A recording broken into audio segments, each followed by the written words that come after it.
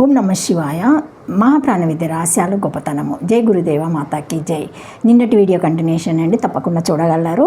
మహాప్రాణ విద్యను ఎవరైతే సాధన చేస్తారో, ఎవరి ప్రాణం మరియు శ్వాసలు సహస్రారమునకు తాకుతావో వారి ప్రాణము సహస్రారం నుండి ఊర్ధ్వంగా వెళ్ళిపోతుంది, వారికి మోక్షం లభిస్తుంది. యోగుల ప్రాణవాయువు సుషుమ్న నాడిలో ప్రవహిస్తుంది, మిగతా వారిది ఇడాపింగళ నాడులలో అంటే సూర్యనాడి చంద్రనాడులలో ప్రవహిస్తుంది. నా ప్రాణము సూక్ష్మ నాడిలో తిరుగుతుంది అనడానికి నా ప్రతి ప్రాణము సహస్రారముకు తాకుతుంది అన్నట్టు మీ ప్రాణం ఇడాపింగళ నాడులలో ఇక్కడిక్కడనే తిరుగుతూ ఉంటుంది. ఎవరైతే మహాప్రాణ విద్యను అభ్యాసం చేస్తారో వారి ప్రాణం కూడా సుషుమ్న నాడిలో తిరుగుతుంది. మోక్షం అంటే విడిపడము.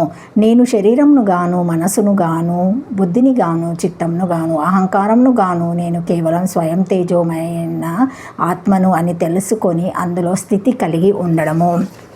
ఓం నమ శివాయ. జై మాతాకి జై. Thank you for watching my video.